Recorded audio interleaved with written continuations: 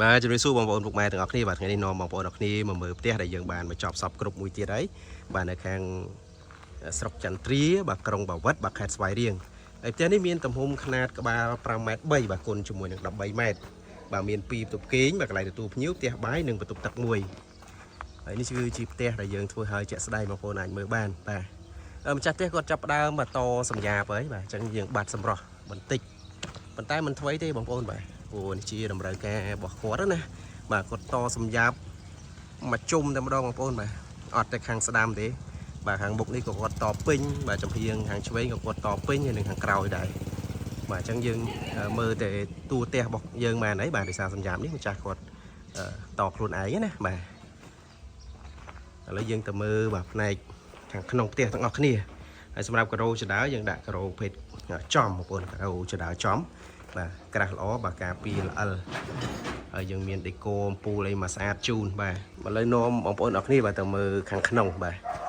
ខាងក្នុងផ្ទះចង់ដឹងថាខ្នាត5ម៉ែត្រ3បាទគុណនឹង13ម៉ែត្រនេះបានបន្ទប់ធំប៉ុណ្ណាបាទនាំបងប្អូនអរគ្នាបាទទៅមើល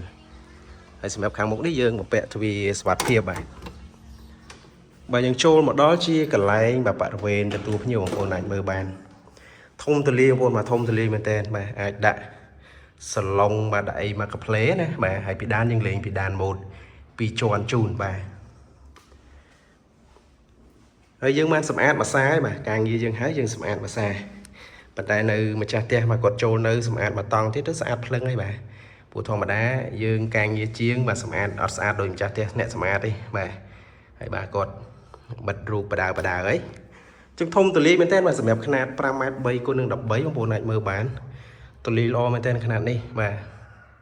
ហើយពីដានយើងលេងពីដានម៉ូត2ផុងបាទពូធំកដាលបាទ LED សងខាងបាទបងប្អូនអាចដូរពណ៌បាទទៅតាមបងប្អូនស្រឡាញ់ហើយផ្លូវដើរនេះយើងទុក1ម៉ែត្រ2បងប្អូនបាទទុក1ម៉ែត្រ2យើងអាចដើរជិះគ្នាបានណាបាទហើយវាងននម្ចាស់ផ្ទះគាត់ទិញដាក់ខ្លួនឯងបាទយើងជួយចាប់ឲ្យ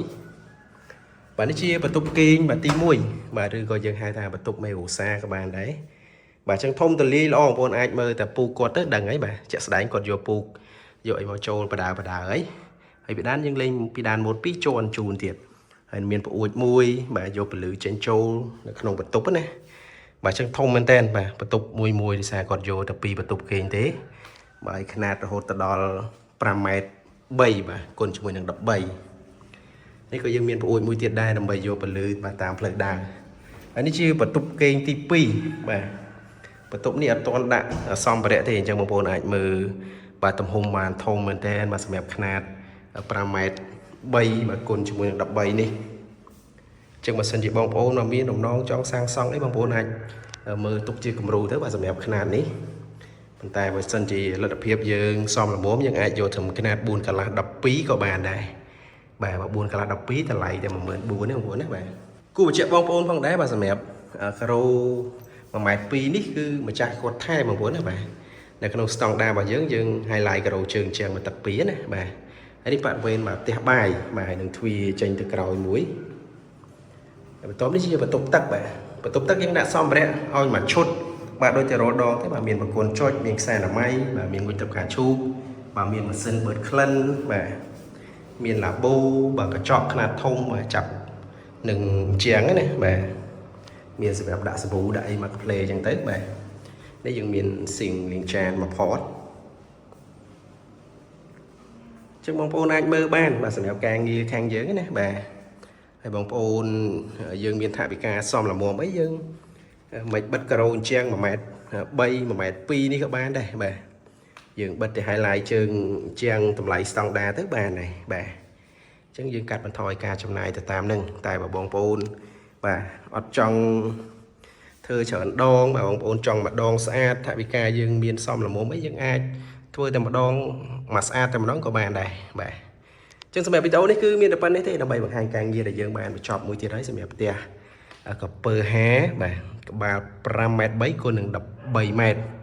នៅខាងក្រុងបាវិតបាទខេត្តស្វាយរៀងហើយបើសិនជាបងប្អូនមកមានបំណងចង់សាងសង់បងប្អូនអាចតំណែងមកបានបាទសូមអរគុណបាទសូមជម្រាបលា